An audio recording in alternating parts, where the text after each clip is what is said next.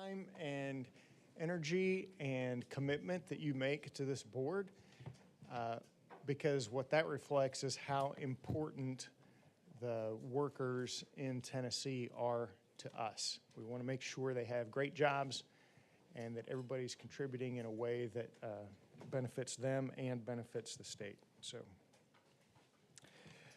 thank you for being here. A couple things I just want to announce. First, we have a new face to introduce to you today, and joining our board is Lee Sloan. He's a new board member from Knoxville, so say hi to him and welcome him.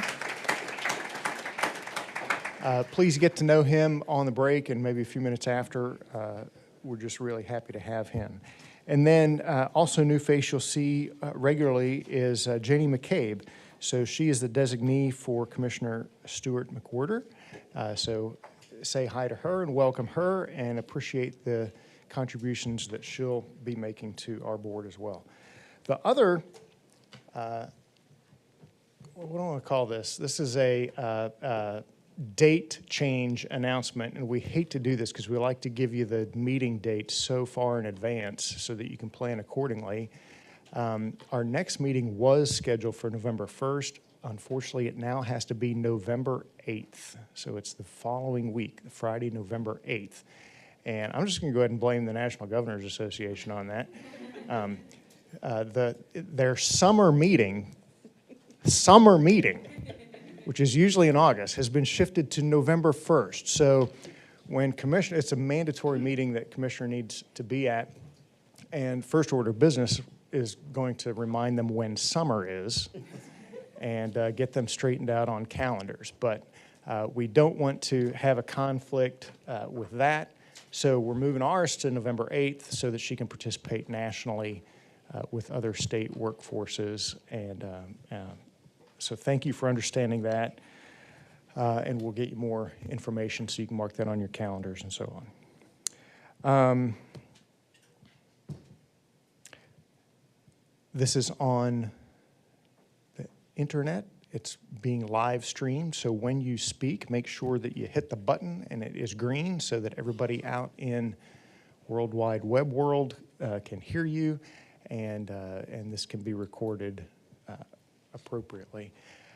The trick to that is that only 4 of these microphones can be on at the same time. So when you're done talking, turn it back red, okay? So that's all my technology announcement for the day, and I think we'll turn it over to Eiler for a roll call.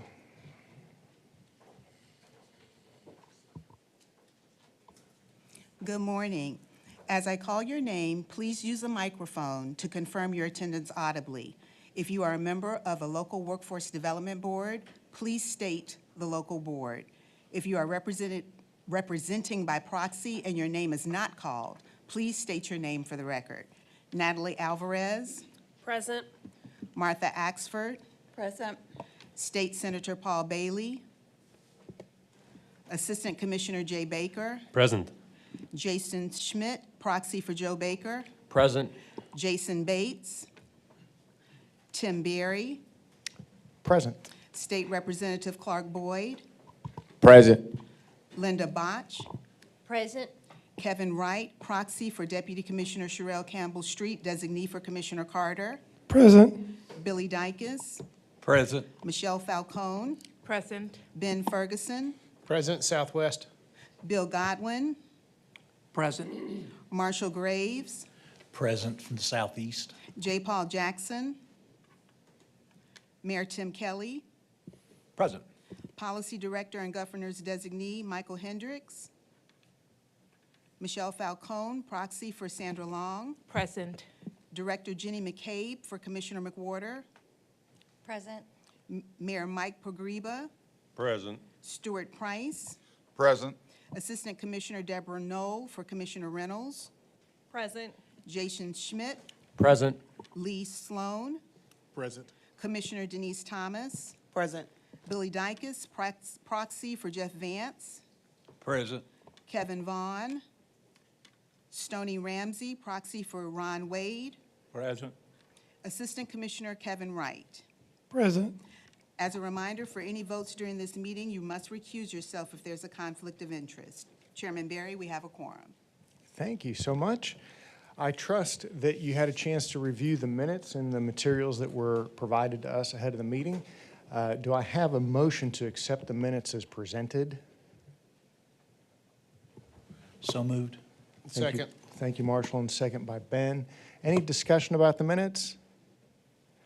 All right, all in favor of accepting the minutes as approved, say aye. Aye. I'm going to say that everybody's in good with that. So those are accepted as presented.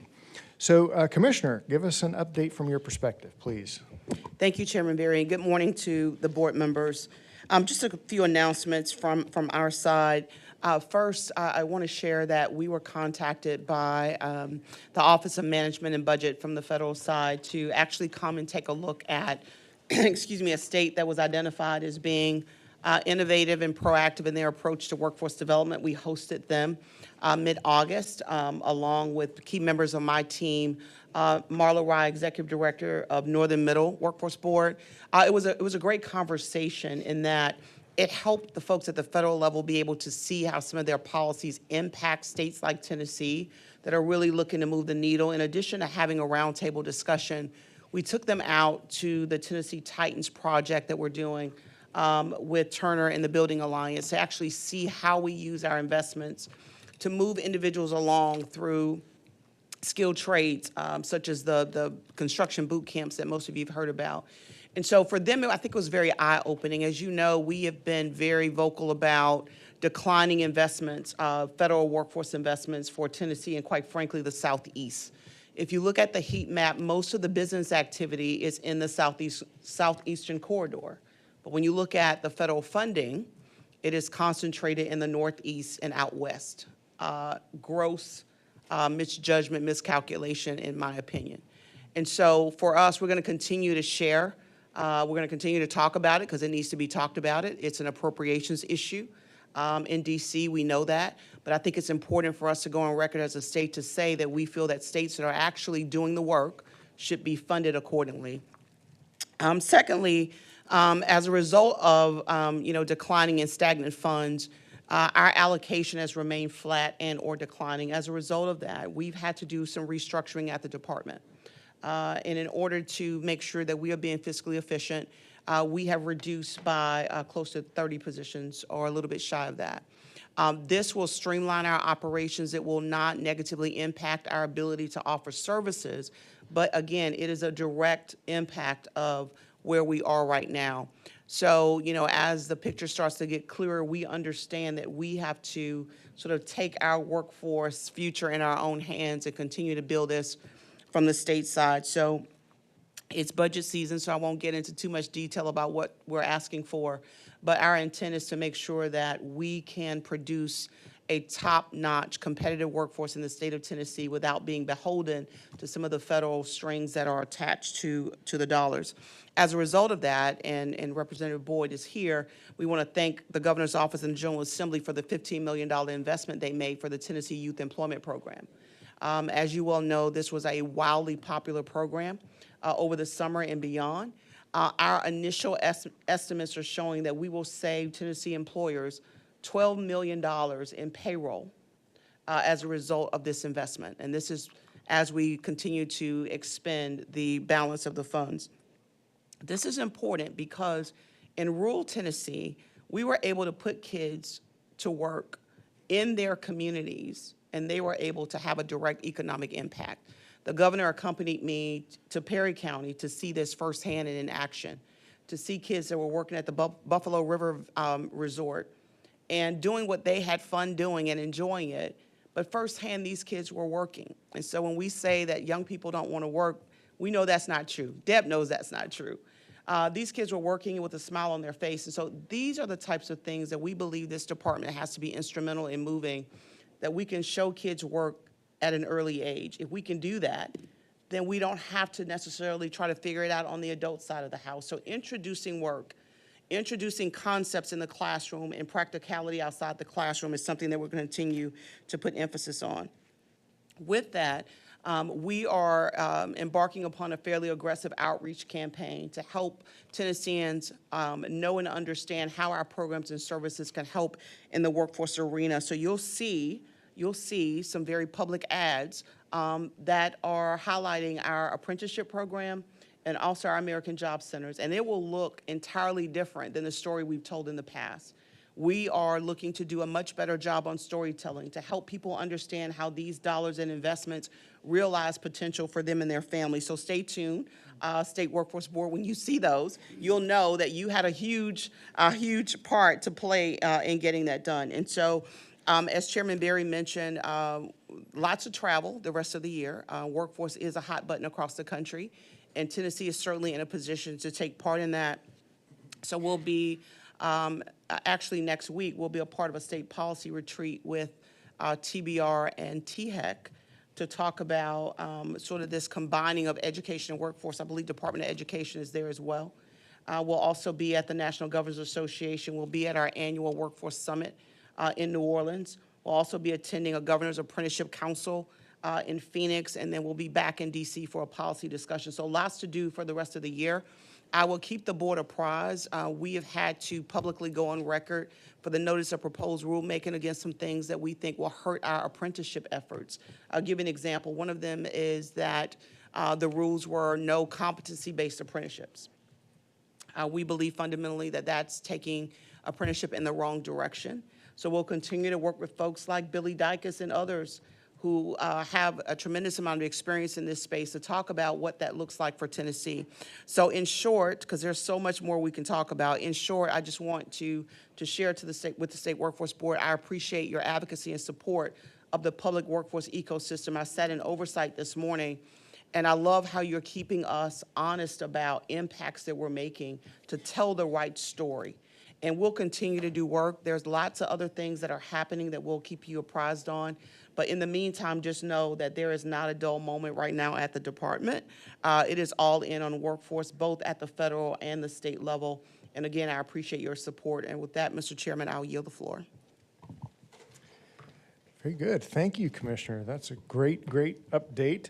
And I'm very excited to hear our first presentation from the Nuclear Energy Task Force. So if you're ready, come on up and share what you have for us. Is that me? That is you. Come on. Okay, great, thank you. Okay. Yeah, so I'm Wes Himes. It was interesting. For 13 years, I've introduced myself as I run the nuclear engineering department at the University of Tennessee.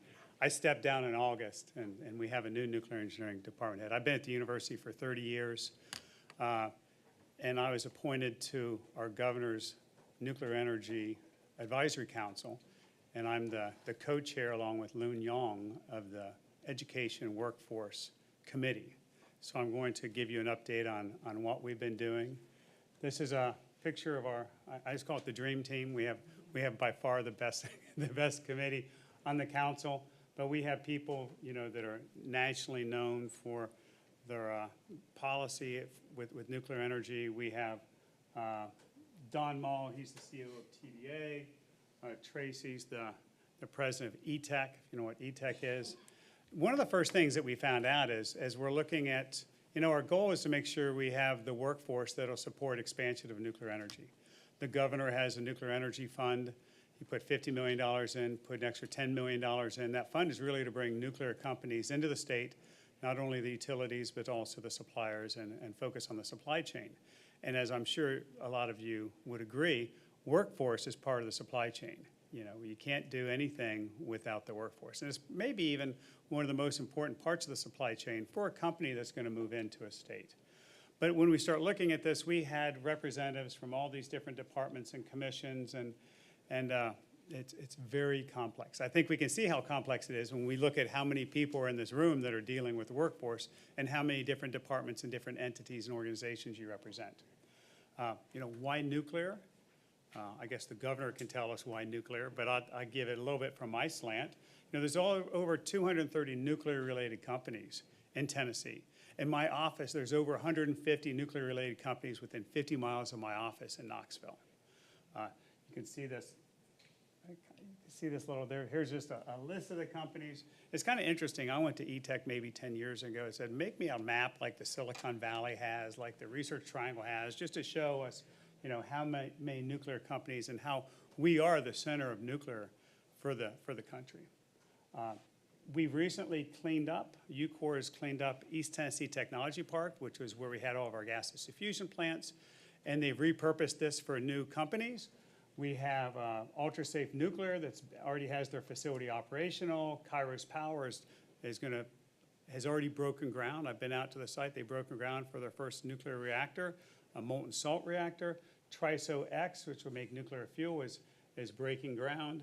And we had, you know, when I sent these slides in, I was only allowed to call it Project Ike. You know, I think a lot of us saw in the newspaper that it's Orano. Orano is a gaseous centrifuge, a uranium enrichment company. I'm told it's the largest private investment ever made in the state of Tennessee. So this is huge, and we're really excited to have Orano choose the Oak Ridge area to build. Kind of on the national level, what are our nuclear workforce needs? Last summer, both Oak Ridge National Laboratory and ETech had a series of workshops where we brought in companies and industry and talked about what are the workforce needs. And they have this really nice poster, Nuclear is Here, and there's a lot of data and information behind this in a spreadsheet, but 6 major segments and what's all the types of workforce we need to support those six major segments. NEI, the Nuclear Energy Institute, which is, I kind of think of it as the lobbying agency for all nuclear utilities in the country. They worked with the Department of Energy and looked at, and they just published a nuclear workforce report, as did the Electric Power Research Institute, as did the American Nuclear Society, as did Oak Ridge Associated University. So there's several entities that are now getting together and working together for the nation on what are the workforce needs. But just to give you one data point, if we look at TVA's workforce shortfalls, you know, it's not that we're going to have a workforce shortfall in the future when all of these companies really start building their plants.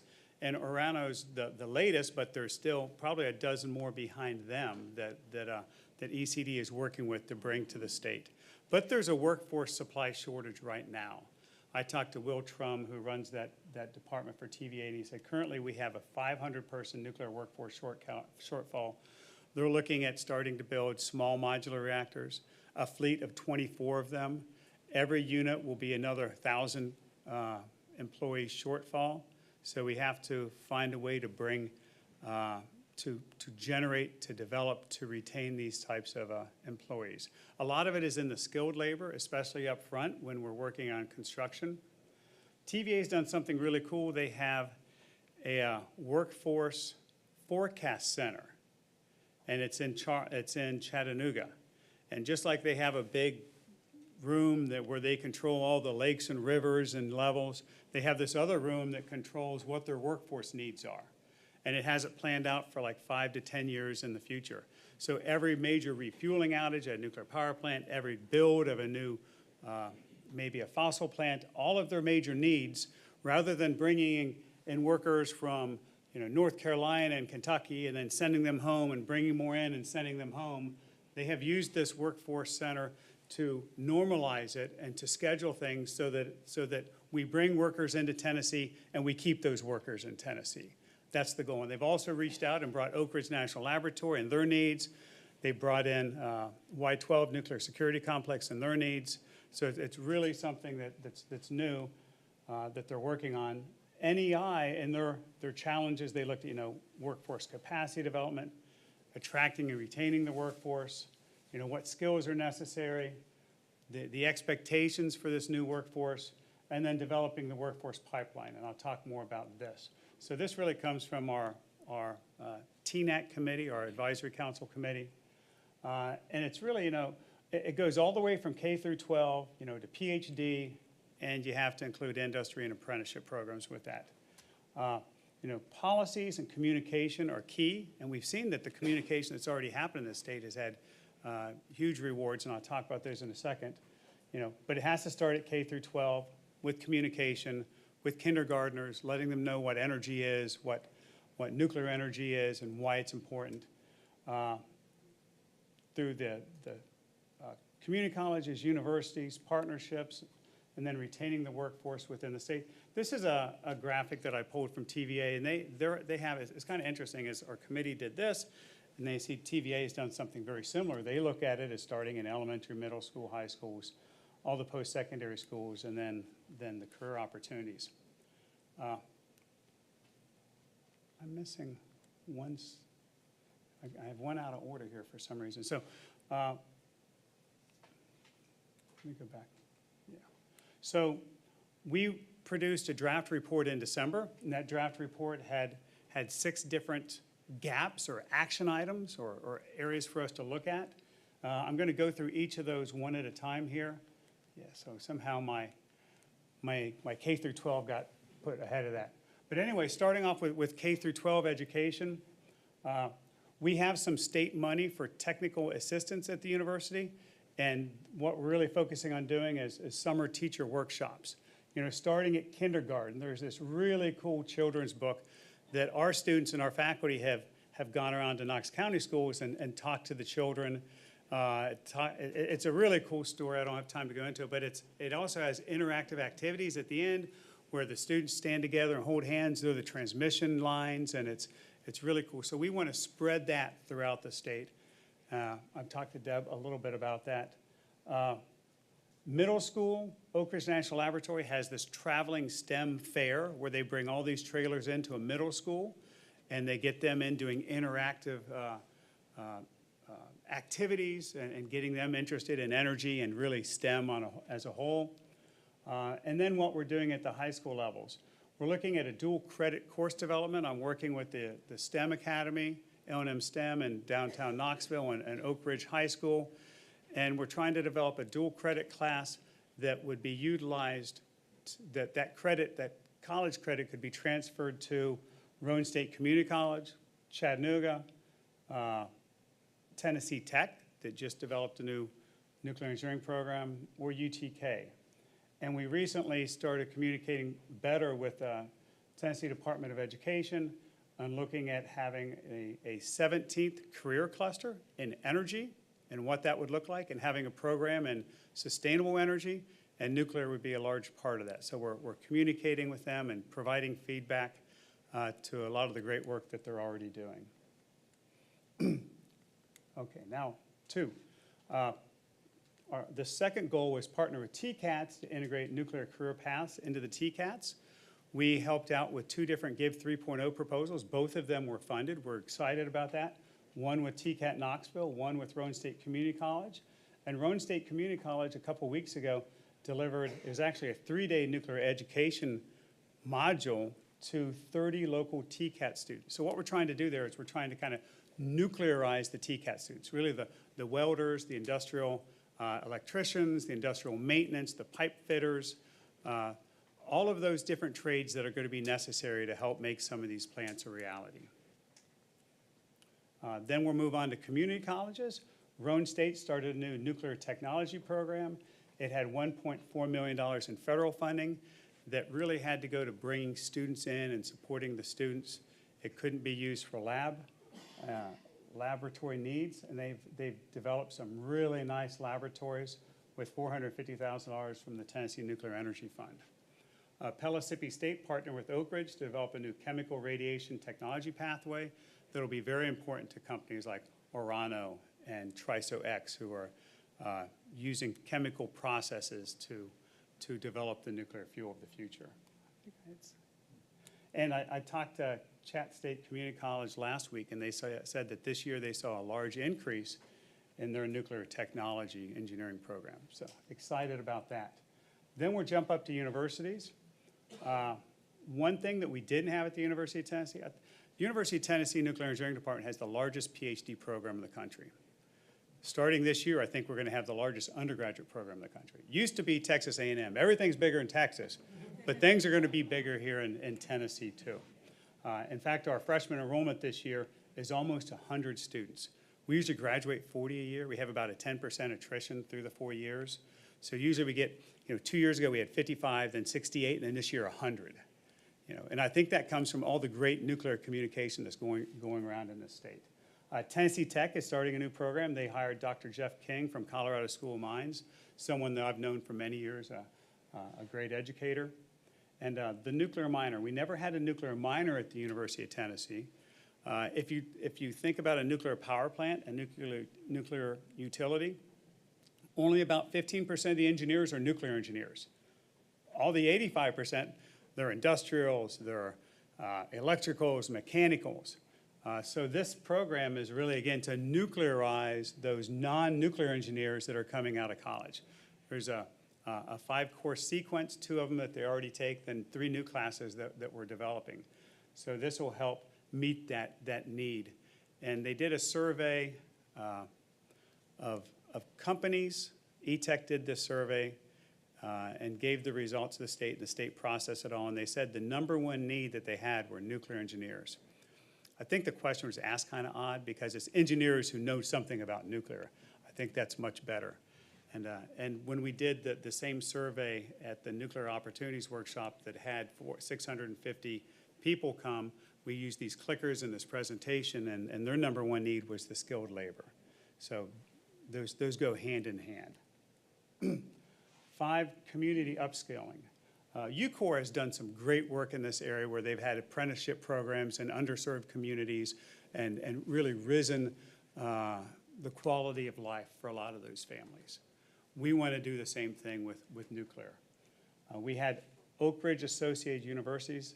They gave a presentation last week over in the State House that was right after our TNAC board meeting. So it's a company that's been around for about 80 years. They're very engaged in nuclear operations, nuclear workforce, everything nuclear. When I went to grad school, 35 years ago, I had a scholarship, and it was funded. It was run through Oak Ridge Associated Universities. They've been around quite a while. Anyway, they made us a proposal on an upskilling proposal, I'll call it. And then we asked them, that kind of gets part of what we're going to need when we get done with our term on this advisory council. And Don Maltv always says, we need to work ourselves out of a job west. We have to have an exit strategy. So that's really part of our exit strategy. Oak Ridge Associated Universities has put together a proposal for what we call TNUC. We think nuke is nuclear, but it's NEWC. I thought that was really cool. Nuclear Education Workforce Center. If you look at the CHIPS Act and where they're building these big chip facilities in Columbus and in Phoenix, where you're headed soon, they have these workforce centers at each of those communities. We think we need something like that in Tennessee to help coordinate. We saw how complex this was, to help coordinate it, to help work with the companies, to help understand the demand so that we can meet that demand with the supply. Initiative 6 is really engaging the whole coalition of all of these different companies, understanding the skills and tools and what they need. And the results from that is, again, this, TVA's done a great job with their labor forecast center that's in Chattanooga. We developed a nuclear workforce supply inventory. TBR was great in providing some information, but if you're trying to bring a company into Tennessee, they're like, where's the workforce come from? Well, we can tell them where all the different parts of the nuclear workforce come from, who makes them, if they come from Chattanooga, if they come from Roane State. And then our last suggestion is to fund this Tennessee Nuclear Energy Workforce Center. And this is kind of Oak Ridge, maybe a one-page idea of what that center would do. But the next steps is to host a workshop, and the workshop will be in this room, and we don't have it scheduled yet, but we're trying to get it scheduled, have industrial collaborators, have all the state stakeholders here, and then our workforce committee has to provide a final report. In fact, the draft report is due next week, so I've got a lot of writing to do this weekend. That's the end of my presentation. I'm happy to answer any questions. All right, what questions do you have for Wes? Some exciting stuff. May I ask a question, please? Please. I have a nuclear background. That's the reason I'm asking this question. I noticed you talked about the skilled trades education. I come out of quality assurance. Super. So I was wondering, Are there any educational opportunities for the nuclear field in the quality assurance side because of all the requirements of Nuclear Regulatory Commission to keep these plants running once they're up and operational? Because I went through Y-12 TAT back in the 70s, so Oak Ridge Associated Universities I'm familiar with. Okay. I was just wondering about the quality assurance side. Yeah. And that's really one thing that we talk to, well, it's in one of these minor classes because it's important. You know, nuclear quality control, NQA1, that's, you know, every piece of anything that deals with safety in the nuclear power plant, you basically have a birth certificate. That valve, where did the metal from that valve come from? How is it manufactured? You know, everything has a birth certificate. Everything is traceable to its beginning. And it's important for the trades to understand this. It's important for the engineers to understand this. The nuclearizing of the TCATs, that is one of the modules, one of the topics to talk to them about. People say, you know, what's the difference between a welder and a nuclear qualified welder, or an electrician and a nuclear qualified electrician? It's things like that. It's you know, understanding more of ethics, of safety, of quality, and then being able to actually walk onto a site. You know, they have to live a different lifestyle that other people are allowed to live. You know, they can't smoke marijuana. They can't, you know, have gambling debt. They can't cheat on their spouse. You know, those are things that when you move towards getting a security clearance or the ability to work in a high-risk environment, that you have to do. And we have to tell these kids this. Just a quick story, we had 8 kids that are working at Y-12 through this technology advancement program. And I had a meeting with them, with the Oak Ridge people, and I started talking to them. You know, one thing they want you to do while you're in college here is get your security clearance, so when you graduate, they can hire you and they can put you to work right away. And we started talking about what does the security clearance entail. I'm an ex-Navy nuke, so I was indoctrinated to this very early in my life. But they hadn't really even heard about it. And it used to be if you smoked marijuana, you could never serve. You know, now to get a clearance, if you haven't done it for 6 months and you're honest and you say, you know, this kind of stuff. And when I got back to my office, I had 2 of the 8 students said, I'd like to move my clearance back to this date, February, which was about 6 months from then. Right? But we have to tell the kids about this because they would do the right thing, right? If you do certain things, you limit your career opportunities in this world, in certain industries. And it doesn't matter if it's legal in California and Washington and Colorado. It's not legal here, and it's not legal for a federal worker. And that's really important, and that's something that differentiates a welder from a nuclear welder. I hope I answered your question. Yes. Dr. Hines, not really a question. I appreciate you coming, but I was going to chime in just to fill this void for a moment as I serve on the Nuclear Advisory Council as well, but I'm not a nuclear scientist or anything. My degree is in education, and I serve in the General Assembly, and in my regular job, I have a State Farm Insurance Agency. So most of this stuff I have learned sort of on the job or some various ventures that the legislature has done or through my committee work in the legislature. But I wanted y'all to understand, if you didn't know this, we're on the cusp of a nuclear renaissance in this nation. And Tennessee is strategically positioned because of our Oak Ridge National Laboratory and some different features that we have to lead in this.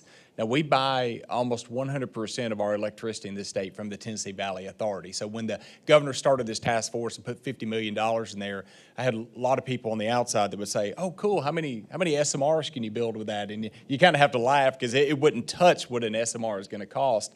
And we're kind of waiting patiently for someone to build that first one. We would love it to be TVA, but they have their own debt ceiling that they're up against as a federal. They're kind of a private utility, but kind of federal too, and so they have a debt ceiling. But I think many years ago, you would know more about this than I would, but I think after 3 Mile Island and Chernobyl, nuclear kind of became unpopular for a while, and I think that this country sort of quit investing in technology and leaders, and so for a while there, the only people that came out that knew anything about nuclear were trained in the United States Navy.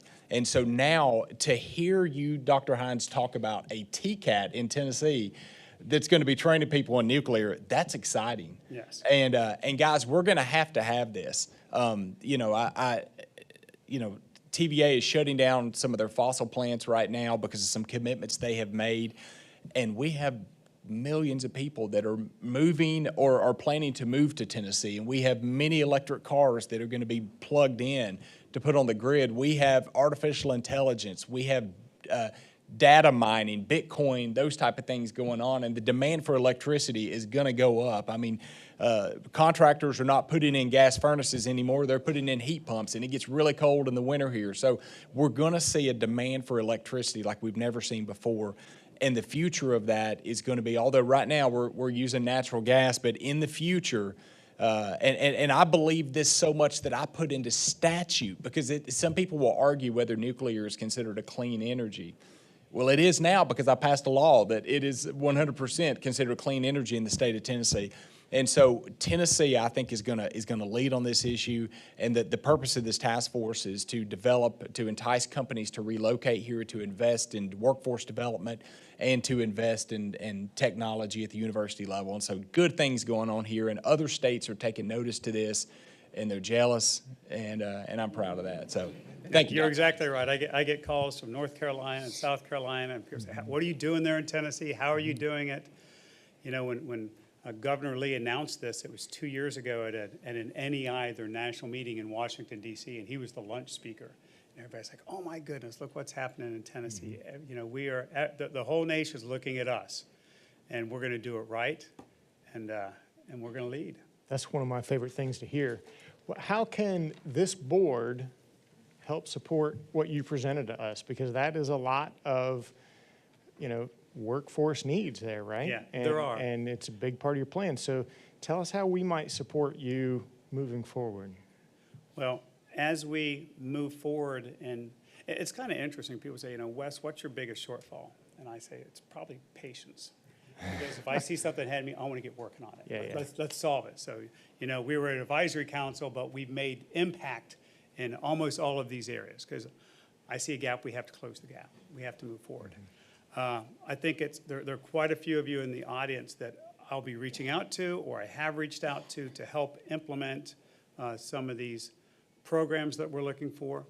If Oak Ridge Associated Universities is integrated into this, it'll be, you know, again, you have this complexity, and then you'll have a workforce center who will be working with different ones of you, or, you know, the people that work for you. So I think just having the knowledge of what we're doing, and then providing support when we come ask you. I asked Deborah Noel earlier, I said, you know, I want to give these summer workshops throughout the state to, you know, elementary school teachers. What's the best way to do that? She's like, well, we already have this thing set up. There are 8 major kind of centers throughout the state. I will hook you up with them so that you can use them and you know, get the outcomes that we're looking for. So really, it was just to let you know what we're doing, that this is really big for Tennessee. You know, it's one thing to employ the workers from all of these new companies, but those companies are going to make energy, and they're going to make energy to make more manufacturing, more data centers, all those things possible. You know, if you don't have the energy, you have this data center that says, hey, I want to build this big data center here. Well, you know, that's going to be 300 megawatts. It's going to take us 3 years just to get the transformer. You know, well, no, we need it sooner than that. So it's having it, it's getting ahead of that ball so that we're ready to meet the needs of the new manufacturers that will come into Tennessee. Can we get your commitment to give us regular updates to this board so we can hear any progress you're making, particularly in that workforce? Yeah, it'll either be me or someone else. Yeah, that's fine. That's fine. That's fine, as long as Yeah. we hear. And then, Certainly. And then if there's anything we can do to just, as you're having these meetings and trying to get commitment and sell people on this, you know, all of the programs, anything we can do to endorse this board's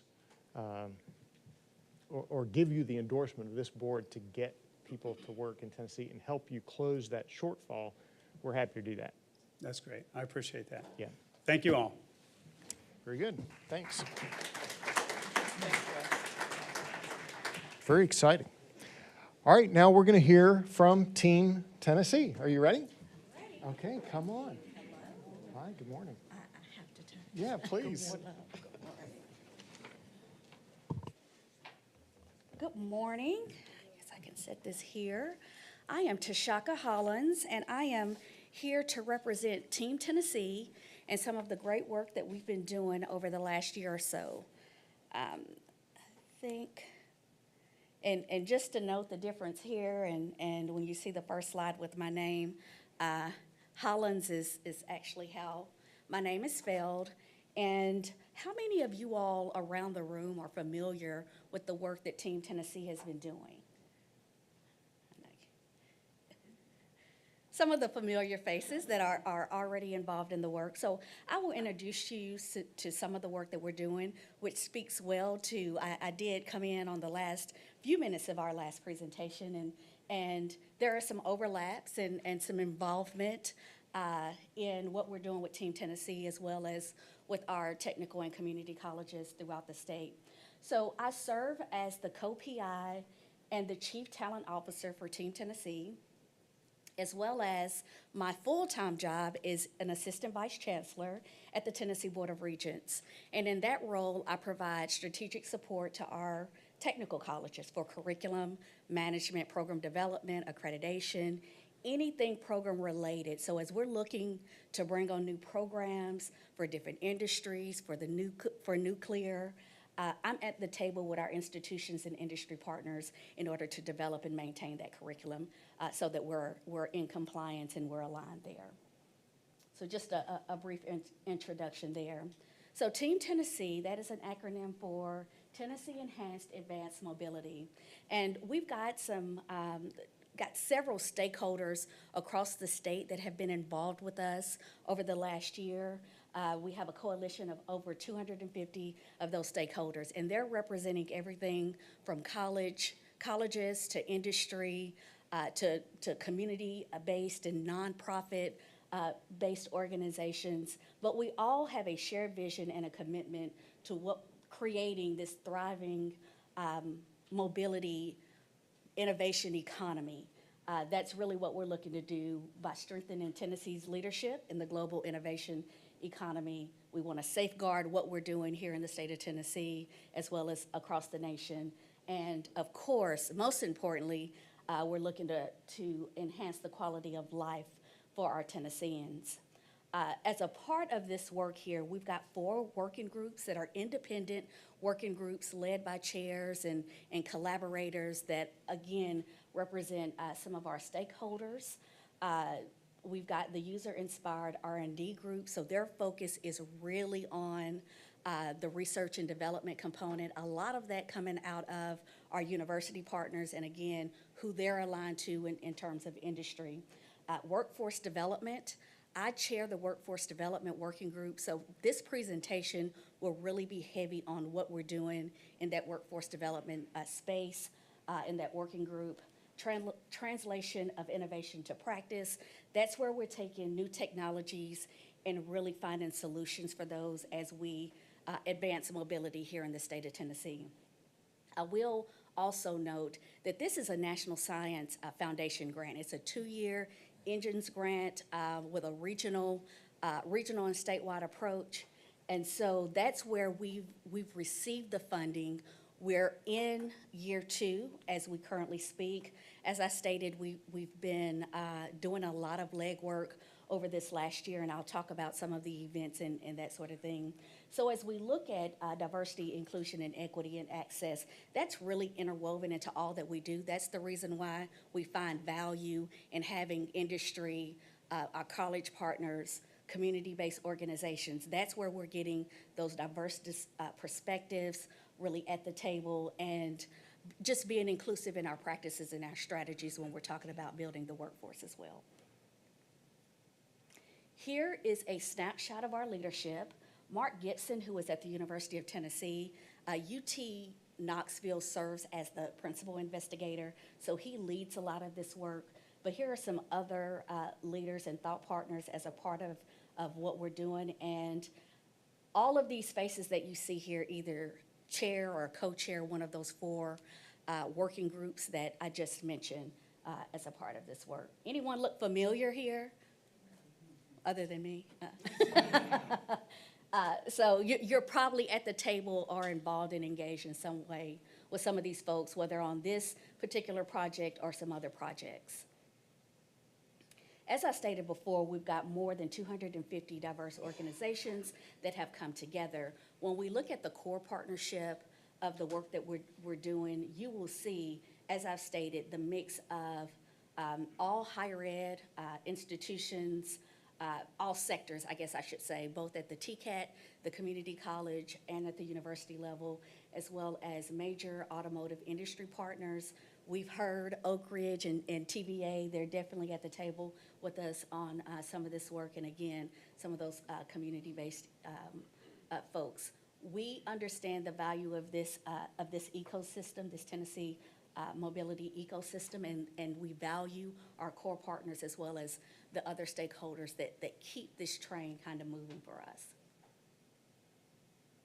So taking a deeper dive into what we're really looking to do with the Workforce Development Working Group, the key is a winning race in the innovation economy. And so we're really relying on what I know to be, being in higher ed, I travel the nation, and one of the unique things that we have here in the state of Tennessee that's not mimicked across other states is we have 3 sectors of higher ed, each with their own mission, each feeding into our workforce, each feeding that pipeline of talent. And so we really want to cultivate that wide range of talent that's going to be trained, educated, through K-12 as well as our higher ed system. We want to attract diverse talent from across the globe. How many of you all are from other states, came to Tennessee to be educated, and you stayed here? We have several from across the room. We want to attract those from outside of the state of Tennessee. We want to educate them. We want them to stay here so that they're also contributing to the great work that we're doing here. And so I kind of talked through that, but ultimately it's about high quality employment and rewarding quality of life, and I'll get into a little more of that. This particular working group is a high impact partner ecosystem where we're co-innovating for growth. So we're looking to grow various industries, not only the automotive industry, that's where we've put a lot of work, but we're also looking to go into the energy sector and some of the other sectors that we know will continue to sustain Tennessee moving forward again in this global economy. Collaboration at scale, so we're able to take, this is a statewide and a regional effort, so we're able to take some of the best practices that are happening. Let's take, for example, Nissan and what they're doing with the TCAT in Murfreesboro. They're housed in the same location, they're building the talents of those students, and then either they're going into the workforce or they're continuing their education, maybe at Motlow that's down the street or at Middle Tennessee State University. And so we want to take that model and look at how do we replicate this across the state. So we're really collaborating at scale, taking those models and those promising practices and taking those to scale. We're co-investing in the workforce in a number of ways. Again, Nissan not only funded equipment and funded, put funding toward the establishment of that facility, that educational facility, but they're also co-investing around talent, whether it's co-ops while students are going to school, they're hiring them once they come out of the programs, those sorts of things. So just giving you an example of some of the things that we really focus on in this workforce development working group. Here are some of our goals, with a focus on increasing the number of diverse Tennesseans. Again, we want to really emphasize that when we're thinking about the workforce, when we're thinking about the talent that we're building, we're looking at what value does our TCATs, our 2 years, our 4 years, our graduate schools, what value do they bring, and how can they help us boost the number of Tennesseans coming out of STEM programs for these advanced industry jobs, the number of diversity coming out of state and staying here. We just kind of talked through that and asked for you to share that particular information. When we talk about developing learner-centered pathways, This has really been a huge focus when we look at upskilling and reskilling folks. A TCAT student that completes, let's say, for example, an industrial maintenance certificate or a diploma, what we realize, and here over the last couple of years, if we start tagging that as a pre-engineering type of program, because that's what it leads to at our community colleges and universities, students that complete at a TCAT, let's say they work for a couple of years and they say, I'm ready for that next level, or they completed that credential and they were 19, 20 years old. There wasn't a whole lot of life happening, and they worked for a few years, and now they've got a family and more responsibility. They're ready for that next level.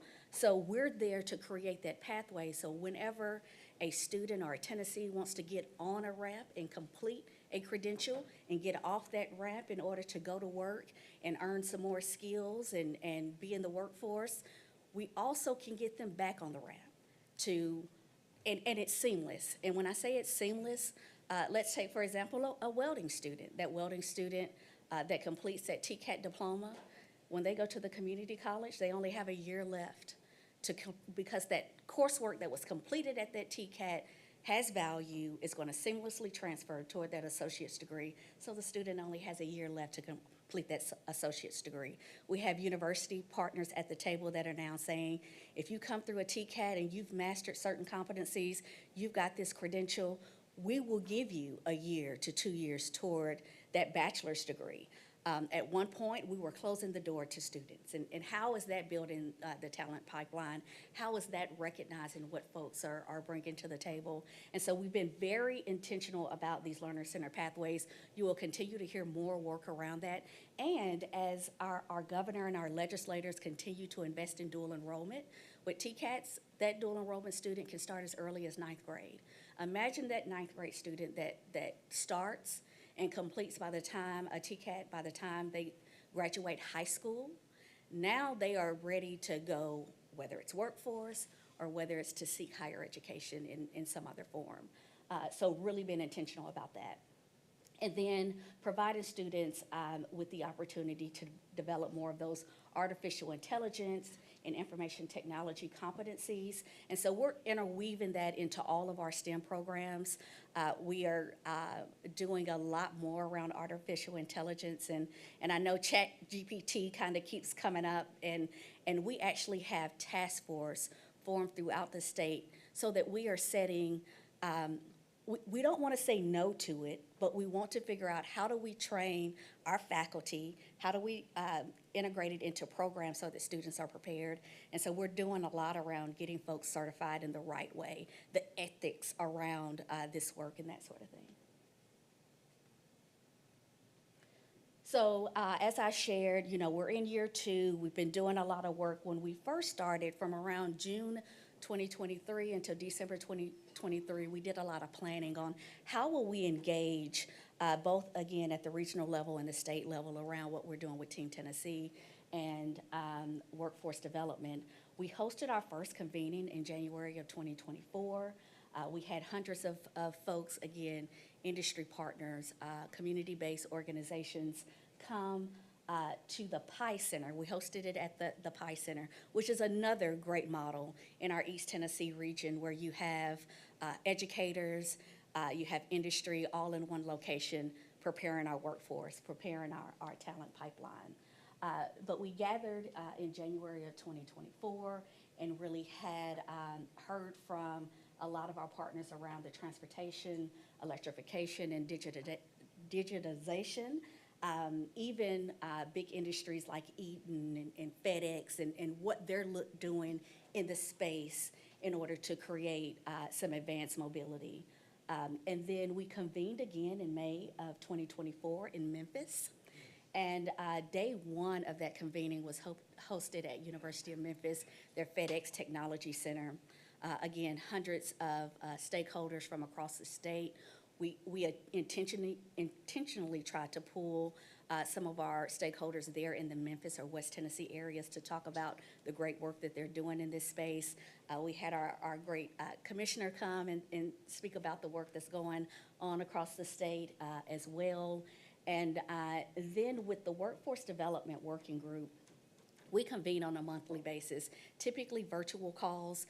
Again, the folks that serve on this working group play a major role in planning these various activities and engagement opportunities. But we meet monthly via Teams, which is a virtual meeting, and we talk about what's happening and how do we continue to boost our partnership and how do we continue co-investing and collaborating in this particular space. I will also note that Brianna Moore serves on our Workforce Development Working Group with Commissioner Thomas being a thought partner on a lot of what we do. I think that's how I may have gotten an invite to come and share out with you all. Some of the key highlights, which I've mentioned, you know, we're looking at expanding social and economic mobility for Tennesseans across the state through our pathways, really intentional pathways again. Establishing a new electric vehicle and advanced manufacturing curriculum. So in establishing this new curriculum, especially at our TCATs and community colleges, we are at the table with our industry partners to ensure that what we are creating as a curriculum creates the outcome that we're looking for. And again, that's for folks to get jobs in these industries and to be skilled with the right types of competencies. As of recent, early August, we did submit the pre-proposal for the Regional Innovation Engines Grant. So this 2 years of kind of planning and research and finding out what's going on across the state has informed a 10-year NSF grant that we've just submitted the pre-proposal for. We are hopeful that by later this month, early October, we will receive the invite from NSF to complete the full proposal, and we'll have that 10-year funding to continue a lot of the work that we've been doing. Kind of what's next, and I will send to Brianna. I do have a link or a QR code. If there's anyone around this room that may be interested in being more involved, maybe the workforce development group is somewhere that you're looking to be, or you've got folks on your team that would be interested in being involved in the work. But we are looking to, again, co-innovate, collaborate, and co-invest to ensure a future-ready workforce as it relates to advancing mobility in the state of Tennessee, and then continuing our work as we're looking to build those pathways for our students so that they understand it's not, you know, the idea of I get a credential here, but when I go to the next level, I have to start over. That's no longer a reality here in the state of Tennessee, and we are very intentional about creating those pathways for our students. So that concludes, I hope I didn't go over time. That concludes my presentation, and I'm open to any questions that you have. Very good questions, yes. Yeah, real quick, I noticed in those core partners, I mean, I'm the mayor of Chattanooga. We have a lot of programs. We have the Center for Urban Informatics and Progress in Chattanooga, but I did not see the University of Tennessee at Chattanooga in that slide of core partners. Are we involved in this work in Chattanooga? You are. So University of Tennessee, Chattanooga, Mina Sartipi, yeah. Sartipi. She is actually a part of one of our secondary leadership teams. So we've got Mina there. We also have on the Workforce Development Working Group, EPB of Chattanooga, Marie Webb. She serves, and we have been diving into what you all, the great work you're doing in the quantum space has blown my head up. I'm just not sure where, but you all are doing some great work. And well, yes, we do have great representation from Chattanooga. Good to hear, and I would just say our whole entrepreneurial ecosystem is now focused on advanced mobility, so we certainly want to be as involved in the work as we can. Thank you. I love from this presentation and previous, the forward thinking, right? This is, we have these very smart plans for the future. This is not a reactionary process. This is, here's what we need, here's where we plan to go, and here's the bridge we're going to create to get there. That's the right thinking. I'll ask the same question. What else can this board do to support the work that we need to do to close the gap on that bridge? Be thought partners. So as I mentioned, I'll share with Brianna.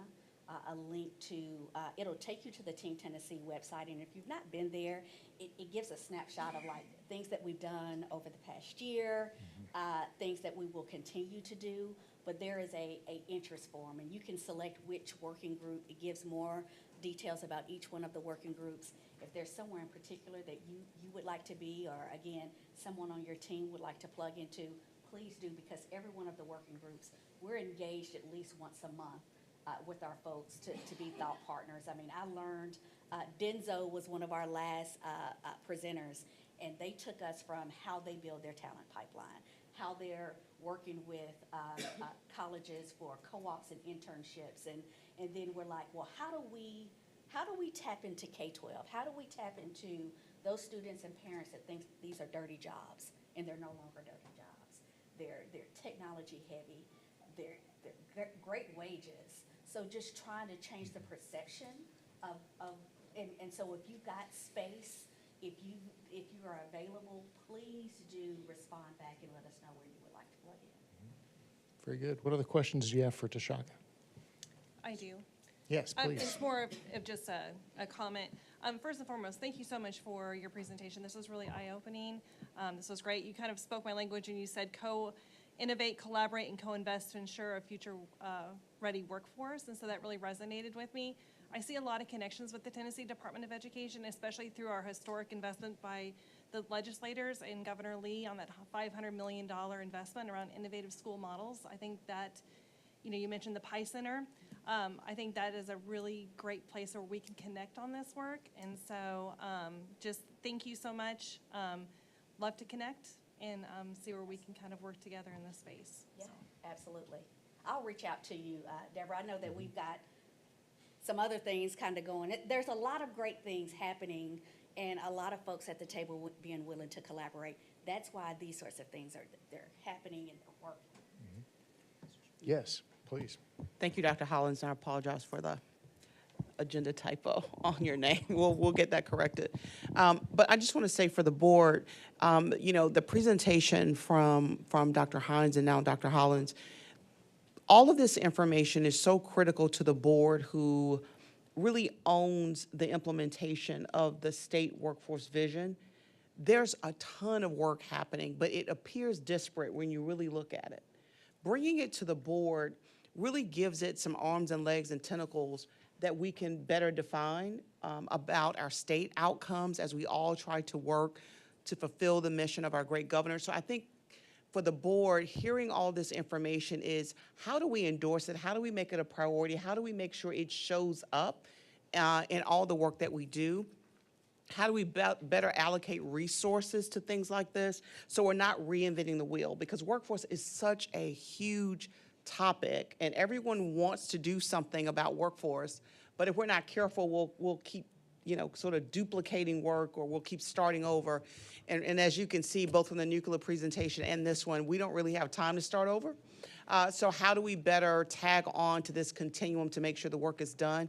And I think for our department, I think we can do a better job at really helping the board understand how we segment this work across the continuum. What can we do at incremental phases to make sure we're expanding and broadening the work? And so when I was brought in and introduced to it, it was just amazing, seeing industry sitting at the table and really being deliberate, intentional thought partners about where we go is just really incredible. And I could just see the growth in Team Tennessee and how we can all really rally around it, and the board's endorsement of that work really as a partner, and I hear you, Mayor, as a documented partner on screen, on making sure that everyone understands those connections are being made. And so as we continue to flesh this out, would love to have you come back, because I know there is a grant opportunity upon us that's really going to build this out. I hear our chairman, if there's a way that we can endorse that for NSF, I think that would help to show that we're not a fractured system, that we're all on the same page. So thank you for that. Absolutely. Yeah. And thank you for mentioning that. One of our convenings, I think it was our January convening, there was a epiphany that kind of took place across the room, where we had Nissan, Ford, and Volkswagen all in the same room, talking the same language when it came to workforce development. Have you all been in a room and that's happened? We were just, I mean, we were blown away. It wasn't, everything is so proprietary that we can't say anything, we'll just sit and listen. No, they were engaged, they were involved. We had, action, activities where they had to provide their feedback and what's happening and how we can link together in order to again, build this talent workforce. And I really appreciate, and you all are a documented, because I think you're on a larger visionary committee for this work as well. So I appreciate all that you give and Brianna being involved with the workforce development work. Yeah. The tide rises all ships, and workforce is that tide, right? So, very good. All right. Thank you very much. Excellent, excellent presentation and time for us. So it is 5 minutes after the hour, so please take a break and come back at about 20 after the hour. Okay? See you in just a little bit.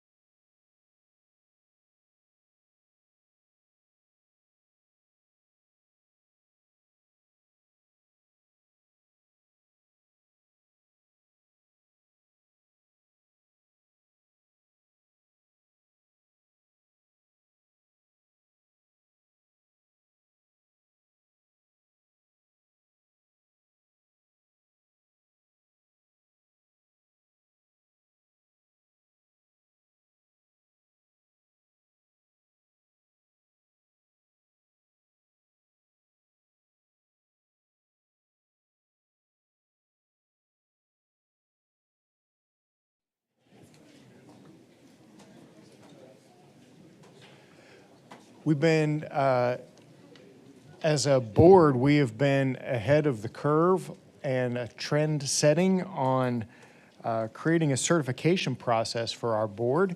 And it's been a long time coming, but we are very close to the end here. So let's hear an update on our certification process. Thank you. We're happy to be here to share the results. So these are the results of your certification process. These are the things I'm going to talk through. I'm going to talk through them pretty rapidly because there's a lot of detail, as you can imagine, in the results summary. But by all means, if you have any questions or want some further information about something, I brought my backup, and I'll be happy to answer those questions. I'm going to share with you the certification results. That will include strengths, areas of strengths, as well as areas for opportunities for improvement. A quick reminder of the structure, not necessarily the certification program, of the certification contents. There are elements of governance. There are 6 of those under which there are specific standards. For each of those standards, there are questions that lead to a demonstration of competence, and that's rated at 4 different levels. I'll share that in a moment. And then ultimately, those are viewed holistically for each of the 6 elements. Kind of think of those as chapters, and you get a rating or a level of achievement. So pretty basic, not unlike other types of assessments. These are the structures, just once again, that I just showed you visually. The levels of achievement range from compliant, and compliant, so that you can keep this in mind as I go through each section. Compliant means that there are practices in place. That could be a policy, it could be a procedure, it could even be an informal process, but it is in place. And not only are they in place, they're identified, but they're accessible and or known by those that are responsible for its execution. Competent is the next level of maturity. So compliant is foundational. Competent is the next level of maturity, and not only are practices in place, known and accessible, they're followed. And not just followed, but followed consistently. And in this particular level, because it's a more mature level, those practices might actually be reviewed for effectiveness. There might be measures or indicators of effectiveness in place. The highest level of achievement, and one that certainly isn't going to be a commonly achieved level, would be role model. So it certainly assumes all the properties and descriptors, if you will, of compliant and competent. But on top of that, those practices are regularly and consistently evaluated for their effectiveness. When they're found to either be not effective or maybe not effective enough for the future, they're continually improved, they're innovated, they're measured. And so they're a very tight process that other organizations, other boards in this case, would probably learn from, therefore the title of role model. I did make a comment that there's actually 4 levels. There also could be a level of achievement rated non-compliant where just not meeting those ranges, but I didn't put that on there. It felt bad to call that an achievement level. So here is the beginning of the report. Before we go into each of the details, I won't read the pages to you, but I will hit the highlights for each of the 6 elements, AKA categories or chapters. I do want to remind you quickly that there were the key inputs into what you're going to hear today. Those key inputs were your self-assessment survey that you took in March. It was the confidential board self-assessment, had a really good response rate. The response rate of that was just north of 70%, so thank you for your participation in that.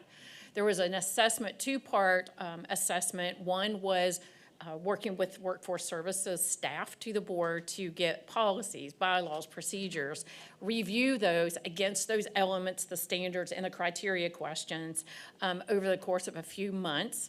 And then the final piece was the one-on-one interviews. Again, the response rate to that was tremendous. I had interviews with 21, one-on-one interviews with 21 board members, which translates to probably easily 24, 25 hours of your time in addition to what you're doing already. So appreciate that. That combined to give us very rich input. And then we have a measure in place to ensure that it's not just TAMRA or UTCIS evaluating this. with your knowledge and your input, but we also have a layer of national expertise that we brought in. These are 3 seasoned Baldrige examiners, and we did that to ensure the credibility, the integrity, and the independence, if you will, of this assessment. So just want you to consider that because these, I believe, you'll find to be very valuable, and I believe you can definitely trust the output. So the first is around structure, roles, relationships, and terms. The board level of achievement here, we reached consensus that this was competent, so that middle level of maturity. You can see the strengths here. This particular element is basically what is your structure? What are your primary roles? What are your relationships in terms? It's driven primarily by WIOA, and so this indicates that not only do you have practices in place to ensure you're compliant to structure, roles, relationships, and terms defined by WIOA, they're known and accessible by board members, and you follow them consistently. So there's a lot of detail, as you know, in WIOA, and to be able to see that you're competent in this is actually quite important. I do also want to call your attention to the second strength listed here. Board members had the utmost confidence that you're fully compliant with WIOA requirements, you're clear on your roles, and number 4, I think is very important. I heard this over and over and over in interviews, and it showed up in the survey in a couple comments as well. The board members demonstrated an elevated level of confidence in the staff to the board because they support your board activities, and as you'll see in some of our other comments, they are your resource for details, for knowledge, and for translation, if you will, of some of the more detailed parts of WIOA. Opportunities for improvement in this first element of governance include the indications and the descriptions of those roles and responsibilities. Board members indicated that it took quite a bit of time to really assimilate all of that and then fully understand it.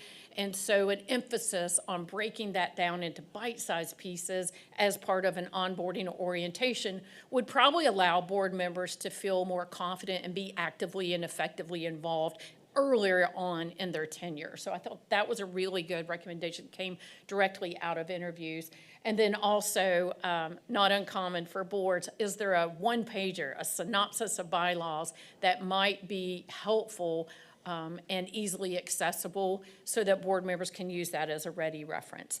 And again, this element was deemed to be competent. The next element of governance, 2 of 6, is the governance system. The elements and the standards here were a lot of what questions, so there's a lot of description, and basically the assessment checked that description and then practice against that description.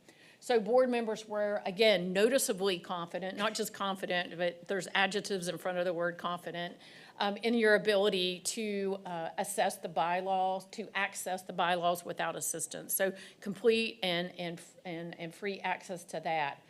While, and again, this points again to the knowledge and the trust in the staff to the board. While board members certainly didn't have an elevated a sense of bylaws, they knew the context, they knew what was in there, the meaning and intent of the bylaws, and they had just strong confidence in going to the staff of the board in that area and relying on them for any kind of details on how to be compliant. So again, very, very strong indicators there. So what are the opportunities for improvement in the area of the governance system? It's documenting how you as a board comply with those requirements and bylaws in such a way that it enhances not only your confidence, but also builds in a tangible tool, if you will, for sustainability and resilience. And I'm not saying create more bylaws and policies, but actually articulating and then capturing in some form of documentation that's useful and effective how you meet those. So it's not, I have to go ask this person, or I can tell you, let me show you, and therefore everyone else can see the same thing. So it's happening, let's just formalize it, is really what that recommendation says. The next one is, again, the small bites of education focused on WIOA bylaws, board procedures. so that you not only have a deeper and enhanced understanding, but you can actually have, with that understanding, bring that into your decisions, your recommendations, and the work that you're doing, so that there's a whole new level, I guess, of integration in the work of the board that is in alignment with WIOA, your bylaws, and your board policies. So that takes care of the first two. These next four, the first two are very WIOA-driven. The next four elements of governance, while definitely influenced and in some ways driven by WIOA, they are more about how you have chosen to govern yourself, how to plan, how to use insight, how to make decisions, and how to plan for the future. So the first is strategic insight. The strengths related to this, definitely overwhelming support and appreciation for the optional meetings. They probably have a different name than that, but the meetings in between these more formal board meetings that I believe, Commissioner, you put in place in the last year, have been very well received by board members, as stated here, and they desire for these meetings to continue. So that wasn't a question I asked. This was volunteered information over and over and over.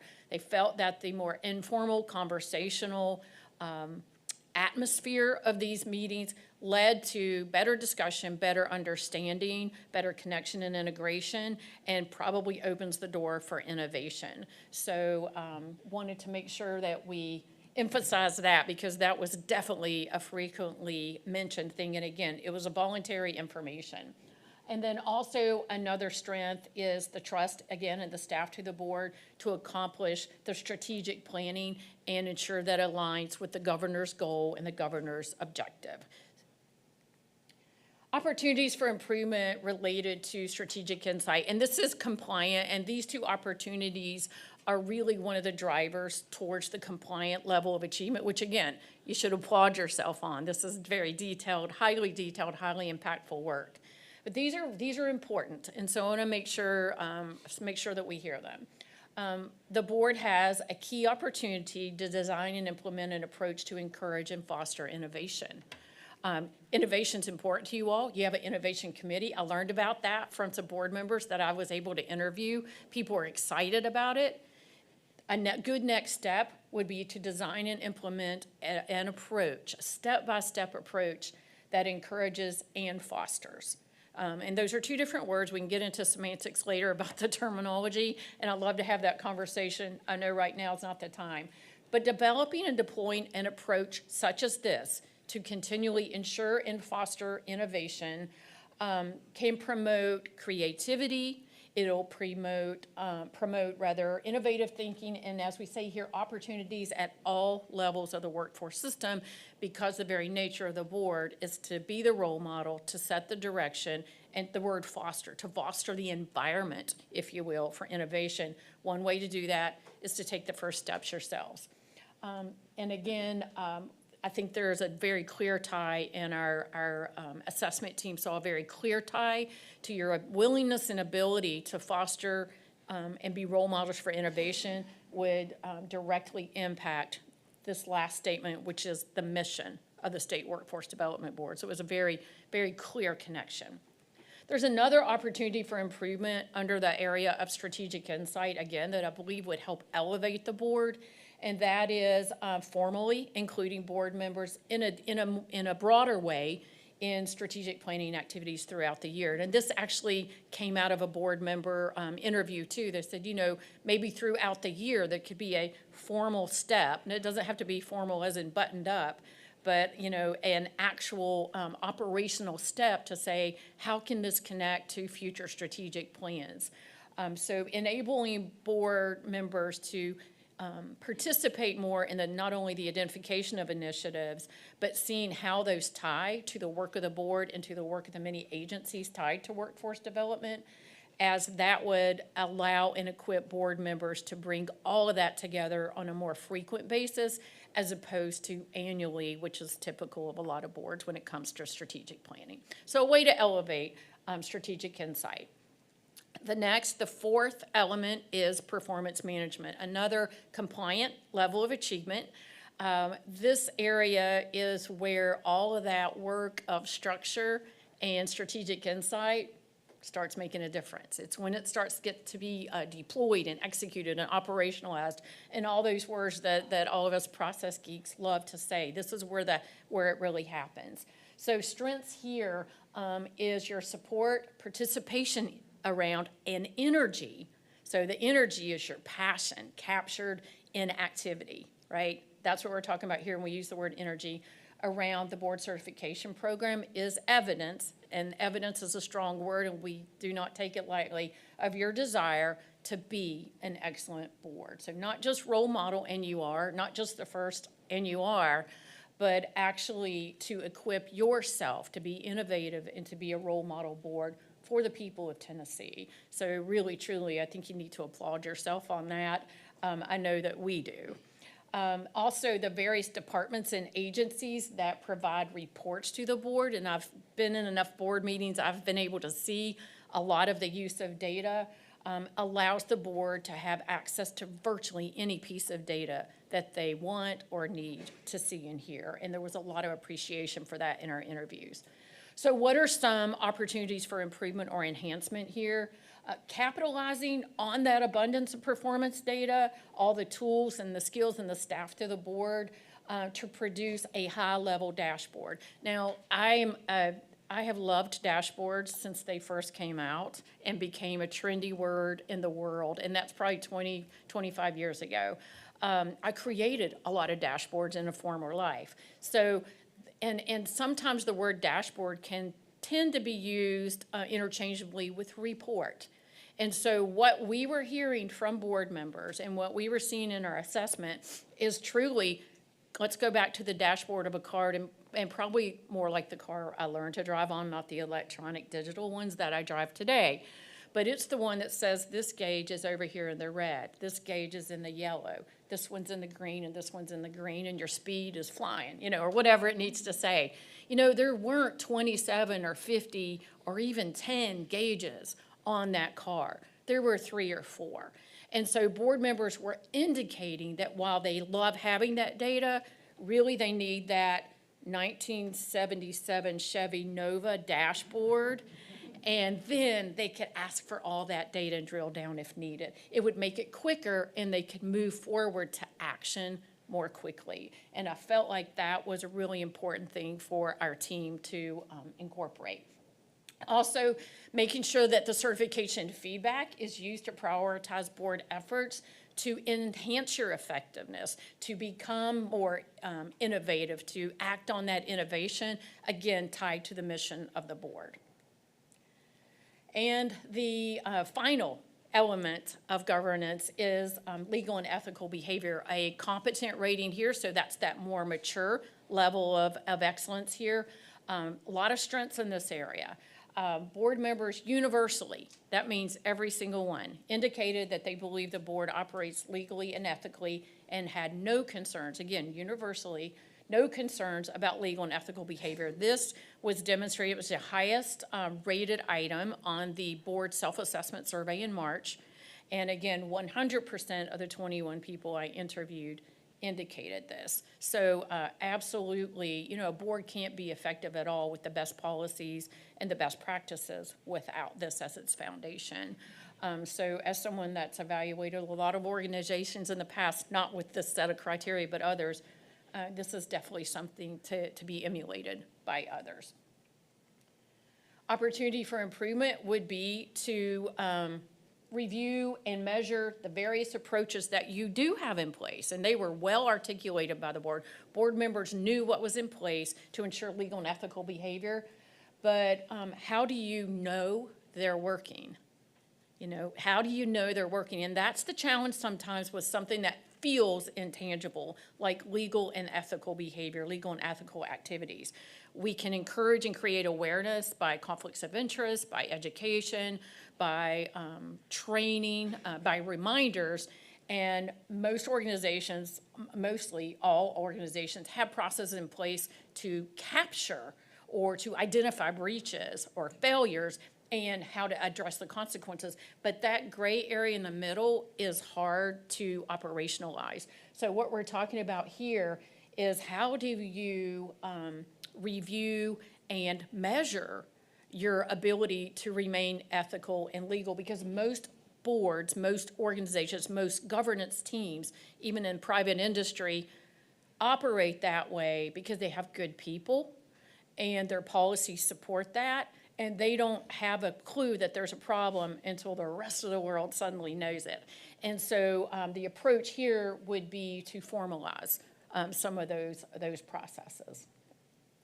Your overall achievement level is compliant, meaning for all of these things, and think about that, it's not just 6 areas. Each of those 6 areas have anywhere from 2 to 5 questions. Each of those questions have policies and interviews and survey responses. So it's just a trove of information. Practices are in place in all areas. The practices are accessible and known by those responsible for its execution. So congratulations on that overall level of achievement for your first ever certification process. Keeping in mind too that when you look at each of those 6 different buckets, 3 of those overall were rated as compliant. 3 of those were labeled as competent. Now the first 2 are more, here's the process, we know it. The last 4 were more beyond bylaws and we owe it, it's how you actually make a difference. They were weighted heavier, and 3 of those 4 were compliant, 1 was competent. So if you're trying to do the math, it's not really math, but there is a little bit of math involved in there. So what are the next steps? What are the next steps with this? Because we've really reached a pinnacle, if you will, today with the board certification program. Next is to develop a framework for certification deployment to the local workforce and development boards that ensures they get the same customized approach, they get the same high integrity and credibility and independence in their assessment so that they can not only get the feedback report, but know that they're in alignment with the work of the state and the mission of the State Workforce Development Board. We'll be working with Amy and her group to figure out what that looks like. And then also to prioritize recommendations for professional development based on the feedback report and also in the board interviews. The 21 of you will probably recall there were 2 final questions. One was, how would you like to see the board enhance or improve their effectiveness? The other one was, what type of professional development would you like to see? And I'll be working with Amy and her team to help prioritize those. So, any questions for me or for the work that we've done? I'm happy to talk about this. So the work is really wonderful and extraordinarily helpful, so thank you so much for doing it. I had a specific process question as you think through the next phase of this, and particularly as we push it down to the local workforce boards. Yes. So we've said kind of an aggregate, here's what compliant, competent, role model look like. But if we thought about underneath that, let's just take one of the strategy or strategic intent. Have we thought about what are the subsets underneath that of a compliant board looks like this, a competent board looks like this, a role model board looks like that, so everyone has in their heads, this is what this looks like to be able to evaluate ourselves against, but also to evaluate our local boards against, so they can see the pieces go back and forth. I love the way you think. And we have a draft of what that looks like overall for compliant, competent, and role model. I've actually toyed with, because of the input from these 3 National Baldrige experts that we brought on board to just validate our process as well as our findings. They've even suggested different terminology that would be indicative, like maybe it's, instead of role model, maybe it's, or instead of competent, maybe it's performance. Maybe it's strategic. We'll worry about that later. But I'm getting, right now what we're doing is getting their input on what that looks like. So yes, we need to formalize that and build it up firmer. That starts to get into, I've always thought of that as in the best practice and benchmarking category, but I think you make a good point. We can bring it in now so we can educate and create awareness as we go through the assessment. It's a really good point. What else?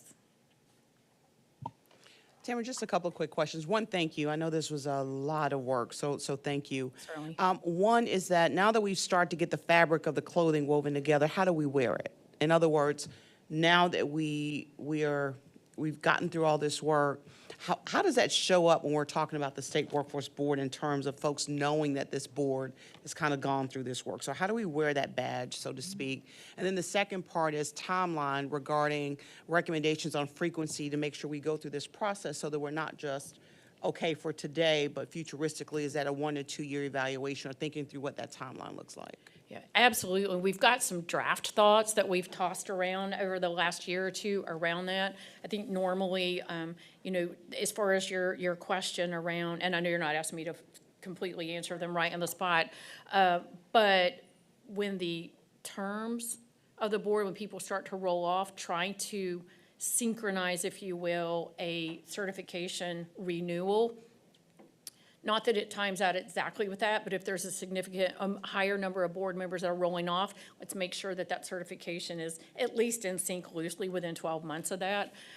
And factoring in change, part of what the board is evaluated on is its ability to forecast changes in regulations, not just regulations, but in the economy and all the things that you talk about, and roll that into your work. Well, we need to do that with the certification program as well and update our certification program. So what we landed on was probably about a 3-year, but that's not set in stone, definitely. And then on the badging, like the certification. Yes. What does that look like? Yes. Well, I know I'm working with Amy and her group to formalize that, and UT is also on standby to create, you know, whatever the actual tangible award looks like, and then the formal documentation that I think we'll probably be talking about here in a couple of months at the November meeting, so that you can carry that forward. And, you know, not only because you're proud of it, and you should be, because I sure am too, but also motivate others to try to get to that same level. So that is forthcoming. This was intended to be, here's the results, and the full package will be delivered at the end of October. Certainly. Anyone else?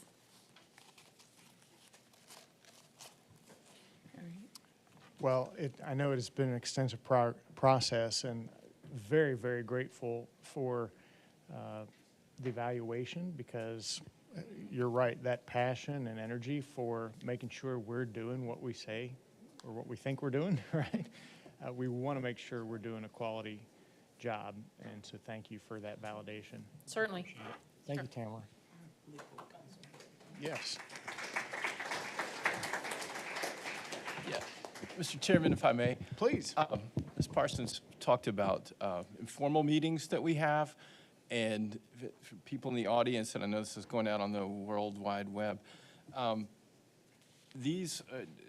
might be some concern that we're violating the sunshine laws with these, and I wanted to clarify that when we have more involved issues and things like that, sometimes we meet so that the board can be more effective when it's in session. These are informational only. Sometimes staff helps to kind of clarify what the information is, but we are always present, and I just want to assure everyone that the board does not make decisions. They don't act on items that are going to appear on the agenda. It's just a general discussion, and no actual decisions or votes are made. I just want to clarify that for if there was a question about. No, it's a great call out, and you know the ones that I've been involved in are exactly as you described. It's more about how do we get to know each. Like, we can't let this be the only place we see each other. We have to work together. So to get to know each other, you know, personally and professionally, and just having an understanding of what our role is and what the expectations of that role is, and inviting staff members to explain that to us a little better, just so that when we do come to an official business meeting and we do have to make those decisions, that we're well-versed and we know the impact of what we're deciding. So thank you for that clarification. Yes, sir. Thank you for indulging me. Okay, let's move on to the financial reporting.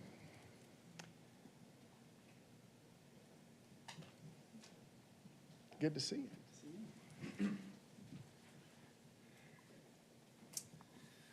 All right. Good afternoon, everyone. Can you all hear me clearly? Is that good? All right. Awesome. Thank you. All right. So I am Brian Erdley. I'm the Director of Budgeting and Reporting. Many of you have kind of gotten accustomed to seeing me provide the financial updates. And today we'll do a fiscal review. overall funding expenditures for workforce services programs, adult education, our voc rehabilitation program, operated within our Department of Human Services, DHS. And of course, we'll do a performance review for our federal, state performances, and then our state KPIs. And at the back, there are also attachments for you all to review at your pleasure. So overall, what we're seeing here is the financial position for FY23 fiscal year 2023 and then fiscal year 2024. Fiscal year 2024 just ended June 30th of 2024. So what we notice here is an increase in total authorized funding overall from $262 million to $286 million. Now, Commissioner and a lot of other executive leadership have communicated to the board that one of the issues that we've experienced here at the Department of Labor, particularly within workforce services, is either stagnation or declination in federal funding. So in response to that, we have sought out alternative funding sources either from the state or with the federal government. And just as a brief recap, last year, fiscal year 2024, we did receive the Tennessee Youth Employment Program. Those are state funds for $15 million. We contacted and received funding from the federal government for the PROUD grant, which is Partners for Reentry Opportunities and Workforce Development, for about $4.4 million, and then also a Quest National Dislocated Worker Grant, which prioritizes career and training, and that was about $5 million. So combine those three alternative funding sources yields about an increase in $25 million for workforce services programs. So without those, our funding, authorized funding for workforce services would have seen a pretty significant decrease as opposed to the $96 to $110 million increase you see before you. And as a result, our spending has increased from prior year as a result of increased funding. So specifically for workforce services, we're seeing an increase from $157 million to $168 million. I've also already mentioned sort of the alternative funding sources we reached out for, the National Dislocated Worker Grant for $5 million. That PROUD award for reentry is 4.4 of that $13.7 million we have for reentry activities. So again, one of the major agency initiatives is to focus on justice-involved individuals, and you can see there's a significant investment last year and this year regarding that special population. And then, of course, you have the Tennessee Youth Employment Program of $15 million. So as a result, we've seen expenditures stay relatively consistent from last year to this year. One of the items that we have briefly mentioned earlier is we've seen a rise in costs in terms of programmatic administration. It went from $39.2 million to roughly $42 million this year. That's largely a result to state initiatives for pay for performance and cost of living adjustments for state employees. So what that has done is created a situation where the cost of operating and administering these programs are going up while our funding has stayed relatively consistent year over year. So we've had to, implement a few things. I think Commissioner mentioned earlier there was adjustments to staffing levels in response to our increase in program administration, and then there's also other internal thresholds we're looking at in terms of evaluating and attaining and maintaining fiscal efficiency. Could be internal measures that help control staffing levels in terms of how much we invest in salaries and benefits or personnel costs and make sure they stay at a manageable level year over year. Brian, sorry, before you leave this slide, I just want to make sure we're clear. So we talked about our declining funds. That's our base allocation that we get from the federal government. What Brian mentioned on the National Dislocated Worker, the PROUD grant in youth, those grants are for a specific time frame for a very specific purpose. They're non-reoccurring, so they're competitive. So we have to compete for those funds. They're not guaranteed. So again, you can't really plan for money you're not going to get year over year. And then the $15 million for the Tennessee Youth Employment Program was a one-time investment that is not recurring. So I just want to make sure we provide clarity for that. Thank you, Brian. Sorry. Thank you, Commissioner. So moving on to the next section, what we've done is we provided a breakdown to provide a little bit more clarity on the funding mix that we receive from multiple sources, federal versus state. What's excluded are those formula flagship programs that Commissioner alluded to, like Wagner-Peiser and WIOA Title I combined. That's about $50 to $55 million per annum. But this is a breakdown of our formula grants from federal or state at the top. As you notice, there's about a $7 million decrease. There's discussions with the Trade Adjustment Assistance Program, which used to be $5 to $8 million annually, sunsetting from the federal government, and you can see that there's been a significant decrease year over year over year in regards to that. And then what we've done in response to that issue of declining or stagnating funds is what you see in the discretionary grants. These are those one-time, non-reoccurring funds that we have to apply for. Some of them are competitive, therefore a very specific case, the specific populations for a very brief time. They could be 1 year, 2 or 3 years. So they kind of vary in that regards. But you can see from last year is about 13.5 million to this year it's about 36.6. So we are investing and we are searching and seeking for other alternatives. And then in terms of our adult education program, the figures before you are just our federal allocations. We receive a little bit of state money to supplement this, but these are just the federal dollars, as you can see. And one of our financial goals the past few years, it's a multi-year plan, is to reduce our carryover. You can notice we carry over quite a significant amount of money. It's almost as much as we get every year, if not a little bit more. So we want to try to reduce that at a consistent rate year over year within the next 3 years, hopefully having very little carryover. One of the things that we've done is we've invested a lot in providing local agencies that operate the adult education program with additional funding. Last year, we issued about $20 million, 16 to 17 million of that was federal. This year, we plan to doing the same, another $20 million to go out. About 16 to 17 million of that will also be federal funds, and that's all in an attempt to reduce our carryover. We don't want the funds to sit idle. We understand that there's a significant need, and you can see our net position has decreased by 4 million from last year, or FY23 to FY2024, and we hope to see that decrease by another several million going into the next fiscal year. And then in terms of vocational rehabilitation, they have quite the funding mix of federal, state, and other funding. Saw about a $14 to $15 million increase in funding. The items before you are just shown of what has been drawn down by the federal government. So last fiscal year, about $89 million of funding was drawn down from the federal government. So that is expenditures last fiscal year for the vocational rehabilitation program. And then moving on, we have a few federal performance measures. So we wrapped up quarter 4 federal performance for last fiscal year.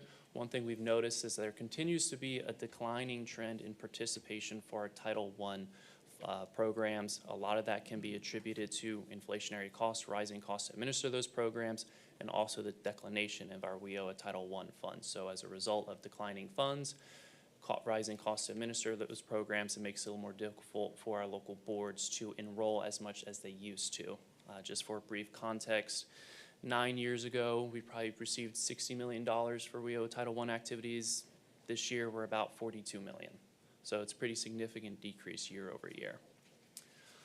As of quarter 4, Tennessee, however, has met or exceeded all federal negotiated performance measures, and we must meet at least 90% of the negotiated target. It's imperative that we do meet those, because if we don't, it puts our funding at risk. There might be some sort of corrective actions. The federal government can impose sanctions that may reduce our funding. So it is imperative that we report out on this to ensure everyone knows that we are being compliant where needed. So in terms of the Title I enrollments, this is the declination I referred to in the previous slide.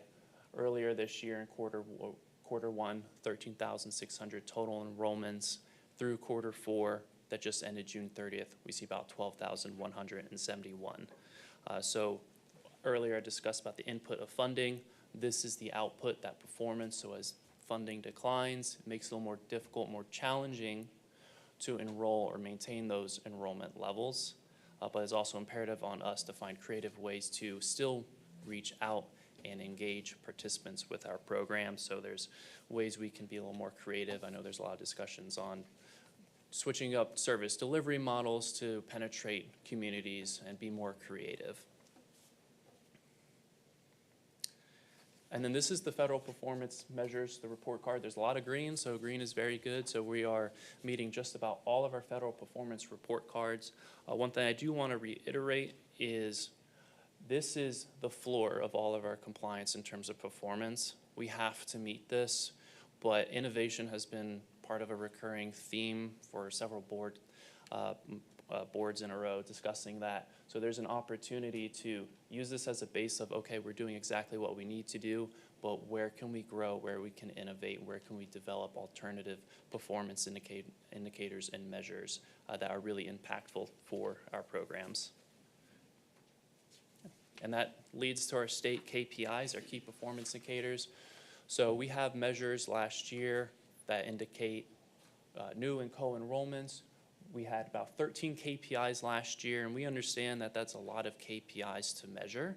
So one of the things that we've focused on this year is collapsing and condensing those KPIs into roughly 5 core measures that we hope are most valuable and evaluative in terms of assessing the programs. This table indicates the KPIs, the key performance indicators for last year. Again, we've done a phenomenal job in several aspects, especially the youth work experience program that's directly correlated with the $15 million investment received for the TYEP program, but also justice-involved individuals and other programs have seen considerable success in terms of performance measure attainment. Now that is a lot. Like I mentioned, there's 13. I know there's discussions of condensing and collapsing this into about 5 core measures that are pretty imperative and evaluative in terms of what we do, such as TYEP work experience, that will be one. We're looking at Title I and III co-enrollment next year as a performance measure. So if an individual's enrolled in the Title I program, they should also be co-enrolled in Title III program. We want to make sure we're not leaking any services, so there's discussions about streamlining that process and making sure that both Title I and Title III programs are working together seamlessly.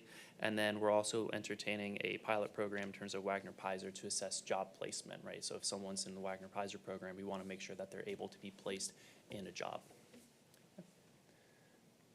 And then that's my presentation. Are there any questions or comments? I like your presentation. I appreciate the story that it tells and helps us quickly understand where we are. So thank you for that. What questions do you have for Brian?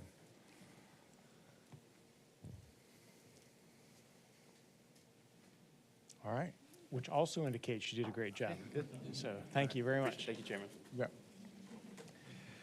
Okay, so earlier today we had some committees that met, and we're going to hear some updates from them. So let's start with the Oversight Committee. Thank you. So policy season is here to support all the work that this department is doing and is set off to do. And when I say we, it's a lot of people. Justin and his team has immersed themselves in a review of policies that will better serve not only the department, but the local boards, the programs, and most importantly, well, our participants. So therefore, there has been a lot of thoughtful review of policies, and as of today, there is a priority list that will help, as Commissioner very eloquently said, it was to put in focus, focus on policies that will change requirements and elevate innovation and design. So we will be concentrating in some of these policies, and part of that process is going to be to remove some of these policies to guidance, because it just regurgitates what the law says. So we're going to remove that from policy to create just a guideline that that it's going to be easier to follow. It has to do with rules and regulations, guidelines and procedures. But moreover, from that list of priorities, we're going to be looking for the next meeting is going to be more on the reviewing recommendations for improvements on the most critical policies, which includes grievances and complaints. And 3 of those are going to be from the one-stop policies and MCPR, because we love our acronyms. most of these will be for public review, so ensure that if you haven't done so, go to the state public site and ensure that you have and understand how to go into that. If you have any questions, I guess let me know and I can get the information for you, but if not, I know that Brianna will be, right? Yes, we'll be happy to help. And Brian provided what you just heard. He provided a lot of the information that we received here. We had a couple of questions for him that he eloquently answered today, but most importantly, we received well, let me put it this way. We have challenged the programs in benchmarking, right? So we are looking into that innovation, looking can we improve, how can we do better, how can we set ourselves apart? So in doing that, we have challenged the different programs into meeting with either neighboring or states that have our same makeup, so they can go in and how can we do it better, right? How can we improve? How can we, ask different questions? I think from the committee's standpoint, it has been a great exercise in not only self-reflection, where do we stand versus others, but also it just brings creativity and it looks forward to what we've been discussing today, which is improvement in innovation. So that's a challenge that it's out there, and more to come on that, for sure. Thank you. Excellent. Sounds like it was a good meeting. Any questions for Michelle or her team? Okay, let's hear from Operations Committee. Thank you, Chairman. So the Operations Committee met this morning, and we received 3 presentations. One of the presentations was on the Youth Employment Program, and I will confess that I could not begin to add to the enthusiastic remarks of Commissioner Thomas this morning, so I won't add anything to that. She covered that very well. It likewise is something to be very excited about. She also touched on the marketing campaign, and I will add a little detail to that. The American Job Center Outreach Marketing Campaign is really 3 business engagement campaigns. There is the Business Development Campaign, and their tagline for that is Your Force for the Workforce. The Apprenticeship Tennessee Campaign, and the tagline for that is Your Workforce, Your Way. And then the American Job Center Campaign, Stop Your Job Search and Start Your Career. And budget for this has been, and the cost will be right at $500,000, which includes development of the campaign materials, both hard copy and video and everything else that's involved with that, plus the placement of these ads that will debut October 2nd and run through the middle of January. And so we can look forward to seeing that. And again, it was a very impressive presentation. We had some good dialogue around it, some good feedback as we look at future campaigns. But it was very well done, and excited about that, along with the commissioner, as she remarked this morning. And then the third presentation we received was the SNAP Employment and Training for 25. Michelle Joyner and Lisa Johnson shared information on the program, the 25 state plan. The plan has renewed emphasis on quality of the employment and training partnerships over the quantity of partnerships. And key metrics that they touched on are employment outcomes, attainment of industry recognized credentials, engagement in rural counties, engagement with reentry populations, participation in the Blue Oval City area that addresses employer needs, and use of job search training and work readiness activities, along with use of work-based learning opportunities.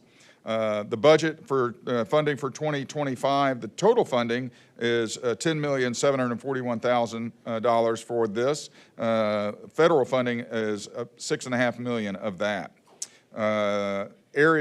Focus areas for 25, increased focus on training approved by local workforce areas, particularly community college and TCATs, on the eligible training provider list. Truck driving and healthcare considered priority career fields. following identification as in-demand occupations in local and regional WIOA plans. We also had some discussion around that and some other careers that we could also focus on to equip the state. And then lastly, focus area is engage participants with pre-apprenticeship and apprenticeship opportunities. So that was the Operations Committee. Very good. And I had a chance to sit in on that and saw the outreach campaign. And Kevin Wright wanted to point out how quickly the staff responds to requests and making that better. He had actually asked, after seeing that campaign, you know, can we include some images of folks with disabilities in that outreach campaign? They've already taken care of it. So just a shout out to how quickly, you know, that request can be met, and we'll make sure that those are included as part of the overall outreach. So good. What other questions do you have for Stuart or the operations team? Very good. Okay, let's hear from Innovation. Good morning. Innovation this morning, we welcome Mr. Sloan as a new member to our committee as well as a new member to the board, so I want to point that out. Oftentimes in innovation, we're seeing things that are coming, and we had a kind of a capstone presentation from Shatiz Rastogi of the Wired division. Over the last couple of years, we've been following and watching the development of dashboards and various kinds of systems that monitor a lot of what we've talked about in the room, and Mr. Rastogi gave us kind of a capstone presentation of all that, looking at some of the initiatives that they've kind of pulled together. They're going to spend more time in one of the other committees now, so we've kept them busy for the last couple of years. We had a really interesting presentation from a team from Nissan talking about work-based learning. I think with the combination of the presentations we saw in the meeting today, I sort of have a sense that there's an innovative movement going on now in education in our state that really is very interesting. They talked a lot about, of course, the need of Nissan and their workforce need, but specifically about the initiatives that they're undertaking to align with the various educational systems in the state. Apparently, and as you probably all know, there's not a lot of money for teachers in our state necessarily, and Nissan is actually stepping up, I think, to fund teachers in certain programs in partnership with the TCATs. And specifically, the first initiative is focused around the Deckard facility and the counties in that area, where they are actually placing, in conjunction with TCAT, placing teachers in the high schools and other programs to really bring some of the advanced manufacturing skills that they need into the high school programs. So very, very interesting and very innovative approach, and I think we look forward to hearing more about that. They're also partnered with MTSU and Motlow, which we heard some about earlier. Additionally, Matthew Spinella from Department of Education spoke to us. They're undertaking an initiative really around work-based learning. So I think this whole work-based learning program, I think when we start seeing things in innovation, I think we're going to see things more broadly across the board. So I'm glad that we got a chance to see those things. Also, we just spoke, it's a new year for the board, it's a new year for our committee, we have some new members. I'm in a new position as the chair, and so we're taking a look a little bit more around sort of the policies and procedures that we have as a committee and making sure that we're effective in our work, and I certainly appreciate the work from UTCIS about that and what Tamara said about innovation. I'd like to plug that in to our committee as well. So there you go, Mr. Chairman. Great report. What questions do you have for Marshall or the innovation team?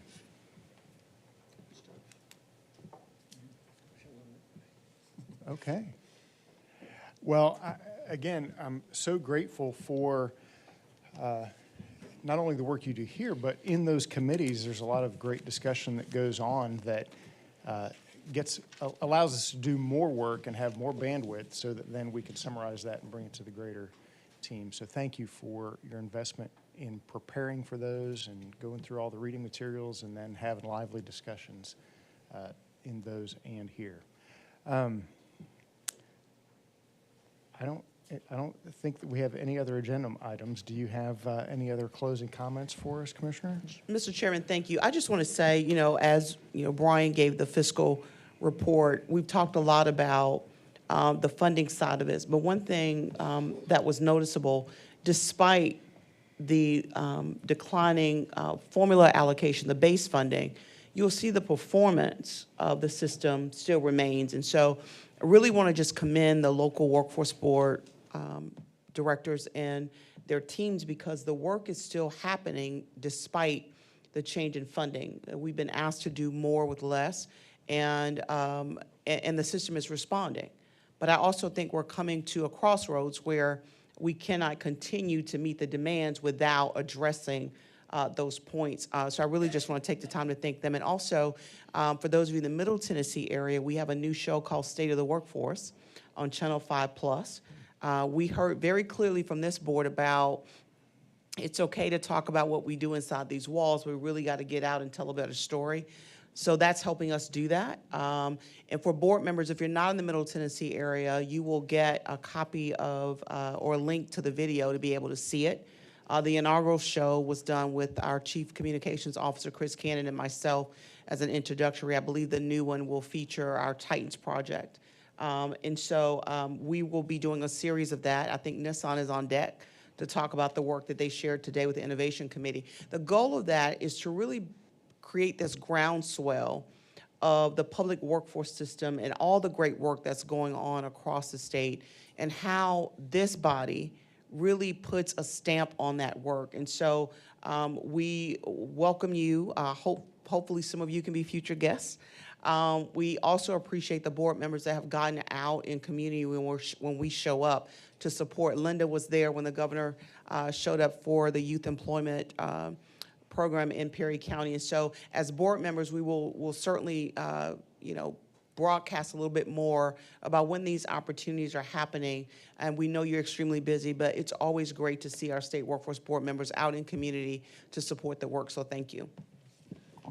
Commissioner, just one question. Yes, If that please. show is a movable feast, I mean, if that's something we can syndicate and run on our public television or public access channels, is that something we can do if it's going to be featured, future statewide projects?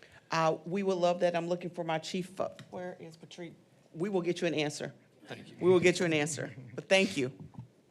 Good, great question. Yeah, if we have it, let's capitalize on it all over the state. Yeah. Okay. Well, again, I'm very grateful. I hope everyone has a tremendous weekend, and we'll see you November 8th. Don't forget to correct your calendars on that. Thank you. Thank you, Mr. Chairman. You bet.